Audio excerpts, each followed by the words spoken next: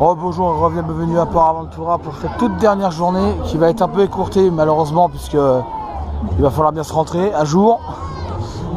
En attendant, toujours pareil, hein, on se balade un peu. Je suis toujours en compagnie de Coaster Famous, de Johan et on est toujours tous les trois. Pour moi aujourd'hui, c'est toujours encore Halloween, sauf que le parc est passé en horaire normal, c'est-à-dire 10h, 19h. Les horaires classiques de semaine.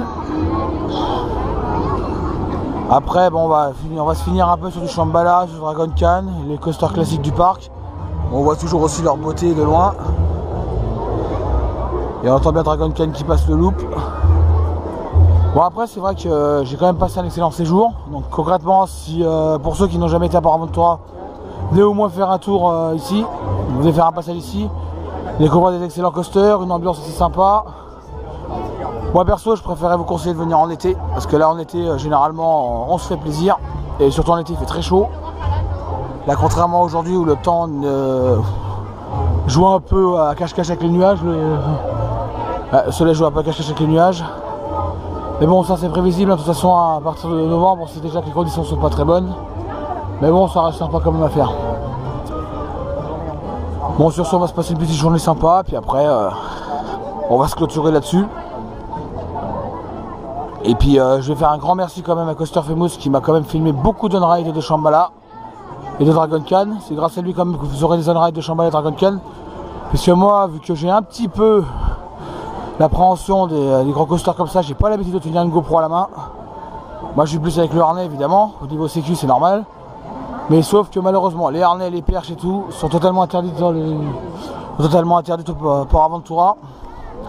C'est une grosse contrainte, c'est sûr. Antoine ne le savait pas malheureusement. Et il en a pas fait les frais. Il a eu de la chance, il s'est pris quelques remarques un peu bizarres, mais bon, ça va. Après, il a pu s'arranger quand même. Pour moi, sur ce, le séjour était vraiment excellent. Là, on va sûrement se faire un petit Shambhala pour chauffer un peu. Et puis voilà, hein, on va finir là-dessus. Allez, à toutes. Et comme toujours, les deux coasters classiques. Il grimpe là-haut. Shambhala qui va partir dans ses drops, Dragon Khan qui va faire son show nylon, bourrinage classique, et toujours Dragon Khan qui part le premier.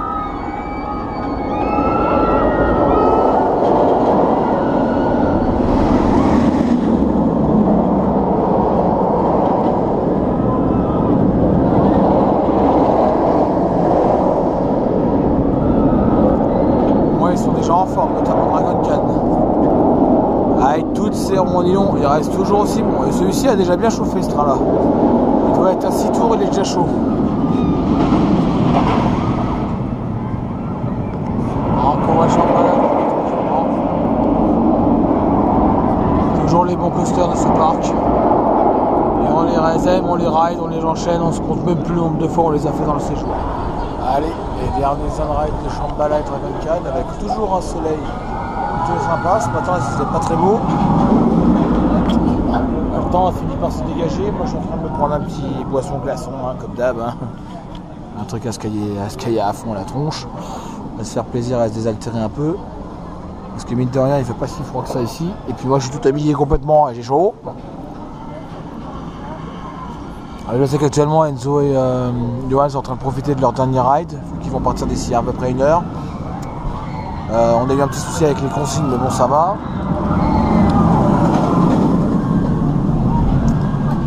Et on voit toujours Shambhala qui drop, qui continue de dropper. Bon, bah lui, il s'arrête pas. Hein. Par contre, c'est sûr que ces deux coasters-là vont me manquer pendant à peu près une période assez moyenne. C'est-à-dire, je veux dire à peu près 5-6 mois. De toute façon, je vais les retrouver d'ici 5-6 mois. Bon, on se fera sûrement encore un petit trip, sûrement à 3 ou à 4. On verra comment on va gérer ça. Puis après, de toute façon, on va essayer de faire le point déjà pour voir comment s'est passé notre séjour. On fasse le point entre nous. Qu'on voit si à l'avenir on pourra se monter un gros trip, genre avec à peu près 6 à 7 personnes, peut-être voire 8, si on arrive à monter ça à 8. Parce que mine de rien, si on prend 8 personnes sur un trip comme ça, déjà on peut se monter ça, c'est lourdingue, on peut partager les frais. Et puis après les hôtels, on peut tenter le El Paso, le Caribé qu'on a l'habitude de prendre. Là exceptionnellement on était au Caribé, on n'a pas payé cher. Moi perso je trouve que pour 5 jours 1000 €, ça reste largement dans les frais normaux. Hein. Après on cherche pas non plus à taper, on cherche pas non plus à être mégalomane, hein. Et on cherche pas non plus à taper un trip d'une semaine. Mais disons un petit trip de 4-5 jours, voire 4, voire 3, enfin 4-5 jours, grand max. Après, si on peut passer à 3 jours, ça fait un peu court, mais ça dépend du choix des personnes. Après, tout dépend. Mais là, concrètement, ce sera presque ma conclusion de ma vidéo pour aujourd'hui. Parce que de toute façon, bon, malheureusement, vous n'aurez aucun first throw, puisque Enzo, Johan et moi, on n'a pas eu l'idée. Comme on était un peu short financièrement, on n'a pas eu l'idée de prendre le pass first throw pour pouvoir avoir droit. Et de toute façon, le système de pass first throw a changé. C'est-à-dire, on prend l'hôtel, on n'a plus le pass first throw offert. Il faudra prendre le pass express normal qui est à 66, plus 5 € de plus pour les first throw. Bon, après, c'est rien, hein, le first throw à 5 €, franchement, c'est que dalle. Et ne demandez pas ce qui fait tout ce bordel, hein, c'est encore notre cher Dragon Khan qui fait son bruit magnifique de nylon, comme toujours. Malgré que le nylon soit devenu tout noir et un petit peu bouffé quand même. Mais il tient encore le coup. Et que malheureusement, contrairement à l'année dernière, il freine de plus en plus. Et ça, c'est vraiment dommage. Un peu décevant qu'il freine.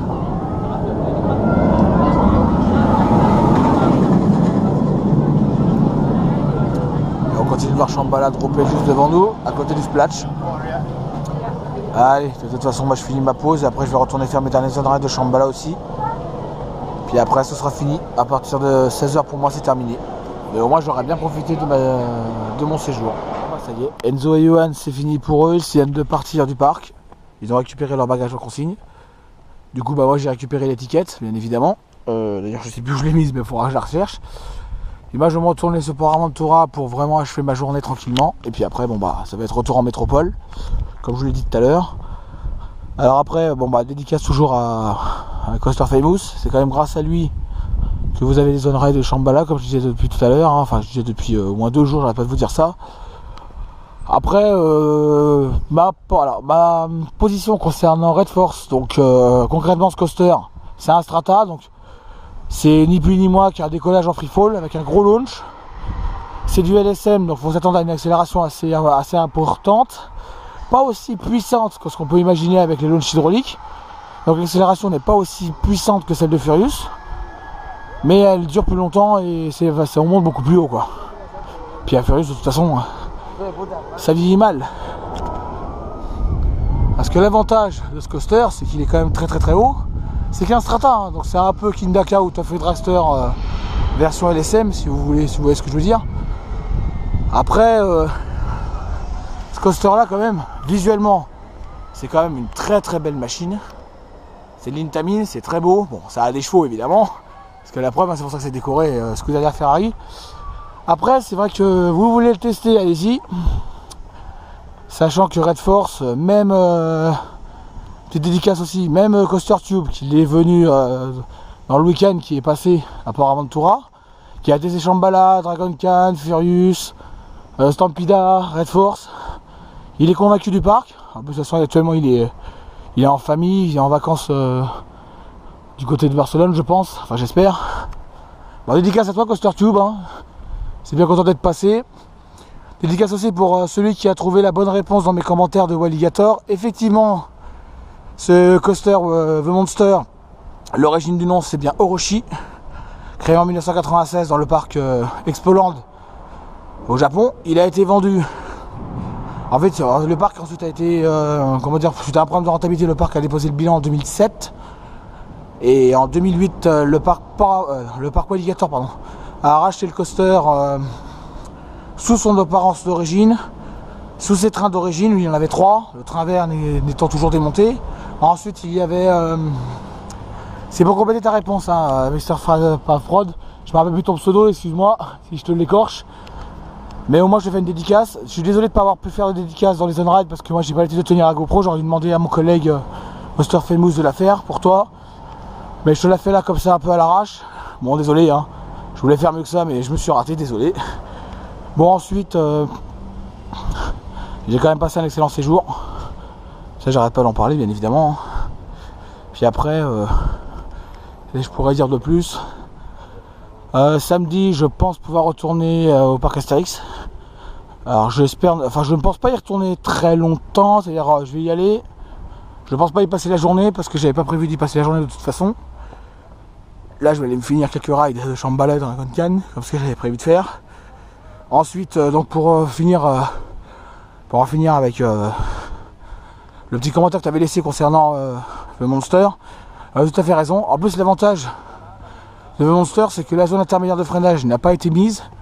Et le coaster en lui-même a été acheté en 2007 par les frères Douarin, lorsqu'ils ont racheté le parc Alligator, qui était quasiment en train de mourir, il était en faillite le parc.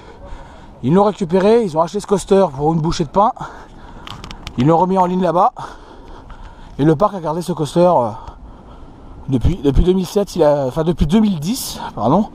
Ils ont acheté le coaster dans l'état dans lequel il était. Actuellement il est en cours d'entretien, bon il fait un entretien assez régulier, hein. Et la vraie date du coaster, ce n'est pas... Il a 7 ans d'implantation au Alligator, mais sinon le coaster en lui-même a 21 ans. Il a 21 ans parce que voilà, c'est 21 ans, c'est l'âge à laquelle le parc Esplanade au Japon a fermé. Et puis bien évidemment, au moins ils l'ont racheté. Ils l'ont remis en état et puis il tourne toujours aussi bon. Donc pour mon classement, je vais vous redonner mon top 10. Donc le premier c'est toujours Shambhala. Le deuxième c'est Red Force. Le troisième c'est Dragon Khan. Quatrième Anubis. Cinquième Alpina Blitz. Sixième le Monster. Septième Osiris.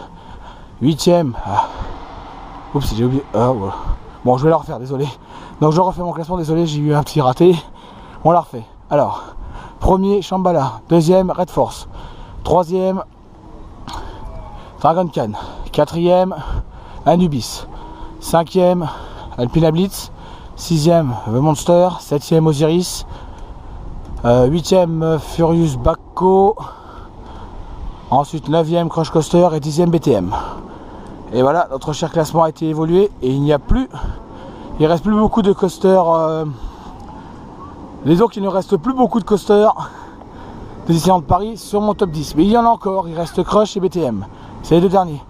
Sur ce, vous voyez l'entrée qui est là-bas. Je vais encore y retourner au moins jusqu'à 16h. Quelques zones ride et puis après, retour en métropole qui risque d'être assez difficile. Parce qu'ici, contrairement à ce qu'on peut trouver à Paris, les conditions météo sont largement meilleures. D'ailleurs, même le temps s'est amélioré. Il y a des petites entrées maritimes, il y a des pointes nuageuses. Mais c'est pas méchant. Allez, on va se retrouver sur le parc, les dernières zones ride de Dragon Khan et Shambhala. Et après, ce sera la fin de cette vidéo. Du moins de ce petit trip au parc Port Aventura. Et quand je parle aussi de Port Aventura, je parle aussi de celui-là. Ce petit parc aussi va me manquer, tout petit. Thématisation Ferrari à fond, mais vraiment à fond, chez à fond. Alors on n'a pas eu la chance de faire les freefall, on était vraiment réfugiés sur Red Force. Alors Red Force par contre, comme c'est tout neuf, ça a un peu de mal à débiter malheureusement. Ça n'a que 3 trains. Capacité un peu réduite, à peine 8 rangées. Ça fait à peine 16 personnes par train. C'est un peu léger, mais ça reste sympa à faire. Bon après, le coaster en lui-même reste très puissant. Parce que le Top Hat, quand on arrive là-haut, quand on se prend un airtime hallucinant. Après niveau confort, si vous connaissez Taron, à Fantasyland, le système des lap bars est exactement le même. Ça ne change pas grand chose. C'est quasiment le même type de confort. Il n'y a pas besoin forcément de mettre des harnais là-dessus parce qu'il n'y a pas d'inversion, c'est juste une montée verticale, une descente verticale, voilà. Alors c'est vrai que nous en tant que coaster fan, on a beaucoup posé la question de savoir pourquoi il n'était pas twisté. C'est un choix du parc. Après ils ont voulu faire comme ça, ils ont voulu changer un peu, mais au moins on vient ici, on s'amuse et on se fait toujours plaisir. Donc voilà. C'est ma conclusion pour l'instant. Sur ce, moi je vais retourner faire mes rides et on se retrouvera tout à l'heure. Suis-je fou? Certains penseront que oui. Moi je suis un petit peu indécis, comme d'hab. Oui, je suis un peu fou. Je viens de faire Furious Baco, je vais me taper des pinards, du vin, des alcooliques. Bon après, c'est Furious, donc toujours aussi vibrant. Je vais essayer de prendre une place à l'intérieur si j'en ai une, vu que je suis tout seul. Et je pense que je vais avoir mal en sortant de là-dedans. Parce que vu l'horreur que c'est, ça fait assez mal. Bon, le Furious Pabo est toujours aussi vibrant. Mais contrairement à l'unride que j'ai fait hier avec Johan et Enzo, là ça vibrait un peu moins. De toute façon, moi j'ai mon astuce, je prends toujours l'intérieur. Donc voilà. Première ride que j'ai fait, c'était l'extérieur, ça vibrait à mort. Il vibre toujours autant, toujours Vibra Launch.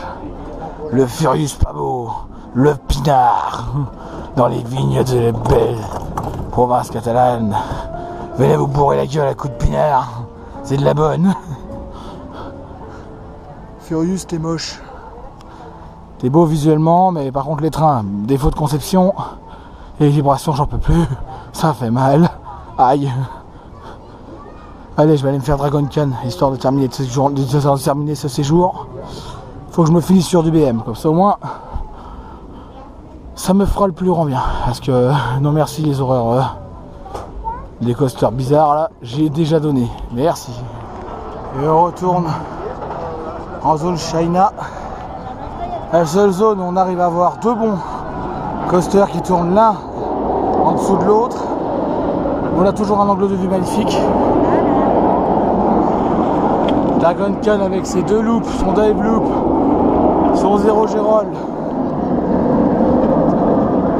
son Cobra roll et ses deux interlocking corkscrew. Et Shambhala avec ses drops qui s'arrêtent jamais, ses airtime à gogo et une fluidité digne des meilleurs BM qu'on puisse trouver en Europe. Dans le monde, je pense qu'il y en a beaucoup mieux, c'est sûr. Mais ici en Europe, on a quand même des très bons coasters. Même si ici à Port-Aventura, on a vraiment deux coasters qui jouent beaucoup sur leur fluidité, sur l'intensité surtout Dragon Khan. Donc là, je vais me finir sur quelques zone rides et puis après, je pourrais pas les filmer malheureusement parce que je n'ai plus de caméraman. Je l'ai perdu, j'ai plus de caméraman et moi je suis pas très doué en film. Donc là, je me redirige Express Dragon Khan et après bon bah j'enchaîne sur Shambhala le plus possible jusqu'à la fin de journée et après ce sera le retour métropole. Forcément ça va me manquer mais pas plus que ça, mais ça va me manquer c'est sûr. Le train de Shambhala qui repart encore toujours.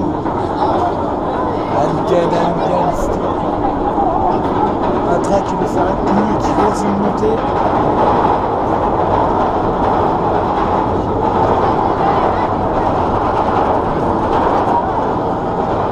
On l'aime, Shambhala on l'aime, même qui ne soit pas au first row, on l'aime quand même. Il reste toujours aussi bon à rider, même si malheureusement ce sera vraiment mes derniers pour la saison. Mais là je pense que je ferai tout en mon pouvoir pour revenir l'année prochaine. Et je ferai vraiment le maximum, ce ne sera pas simple tout le temps, mais je ferai le maximum parce que passer à côté de ce hyper coaster BNM qui est vraiment l'un des meilleurs en Europe, c'est difficile. Ou alors, c'est une erreur. Franchement, si vous venez ici et que vous ne faites pas ça, c'est vraiment dommage. Ce serait vraiment dommage. Même si on dit qu'il est carrément mieux que Silverstar, moi je ne peux pas le juger. Moi, Silverstar, je ne peux pas le juger. Parce que pour moi, c'est pas possible.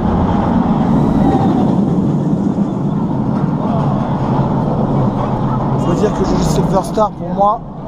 Même si j'ai des avis qui sont plus ou moins mauvais sur ce coaster, c'est quand même un hyper coaster, c'est quand même un bon ride. On ne peut pas non plus dire que les hyper sont tous aussi.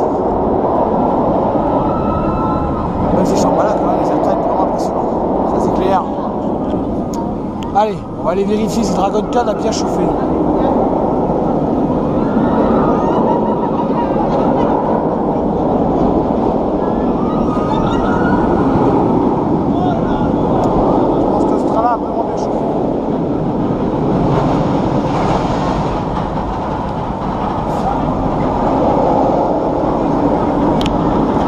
Toujours ce rugissement du nylon de Dragon Khan qui gueule comme un porc.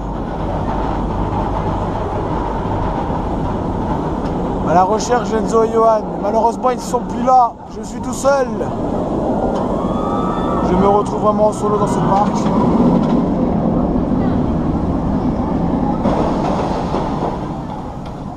Dragon Khan arrive en zone de frein finale et Shambhala continue de dropper. Mais lui malheureusement on va bientôt s'arrêter là. D'ailleurs la vidéo va même s'arrêter là. Car pour moi c'est quasiment les derniers. C'est même les derniers d'ailleurs. Donc je ferai tout ce que, comme je vous l'ai dit, je ferai tout ce que je peux pour revenir à Port Aventura l'année prochaine. Avec toujours aussi des bons rides, notamment l'été. Donc ça y est, cette vidéo et cet séjour à Port Aventura s'achève, c'est fini. Sur ce, on va se retrouver samedi en métropole au parc Astérix. Peut-être pas longtemps, mais on y sera quand même. Je vais vous laisser pour finaliser ces petites vidéos et ces beaux rails, notamment les rails rouges, les rails blancs et bleus. Ça admirer un peu cette beauté. Et ces deux bons coasters BM qui sont situés quand même en Europe. Et ce loop géant, le Dragon Khan, avec son dive loop en plein soleil. Je vous laisse et je vous dis au revoir et à plus.